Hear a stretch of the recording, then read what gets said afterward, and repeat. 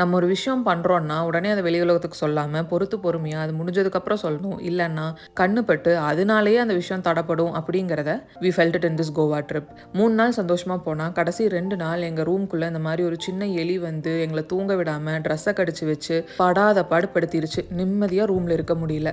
கரெக்டாக அந்த 5வது நாள் தான் சிவாவோட பர்த்டே. ட்ரிப்பு போனதுக்கான மெயின் ரீசனே இதுதான்.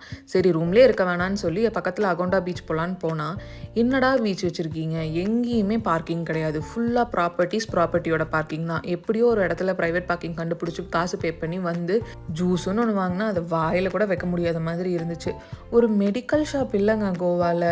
ஒரு மாத்திரை வாங்கணும் வயிறு சரியில்லைன்னா தெருக்கு தெரு முந்திரி கடை வச்சுருக்கான், சரக்கு கடை வச்சுருக்கான், துணி கடை வச்சுருக்கான். ஆனால் ஒரு மெடிக்கல் ஷாப் கண்டுபிடிக்க முடியல. நான் கோகர்னாவும் போயிருக்கேன். அதுவும் சவுத் கோவா மாதிரி பீஸ்ஃபுல்லாக தான் இருக்கும், செக்லூடடாக தான் இருக்கும். ஆனால் ஆத்திர அவசரம்னா ஒரு மாத்திரை மருந்து வாங்குறதுக்கு கடை இருக்கும். ஸோ நீங்கள் நார்த் கோவா போனாலும் சரி, சவுத் கோவா போனாலும் சரி, இல்லை எந்த ட்ரிப்பு போனாலும் சரி, உங்களுக்கு தேவையான மாத்திரை மருந்துன்னு பேசிக் எசென்ஷியல்ஸை நீங்களே கேரி பண்ணிட்டு போங்க.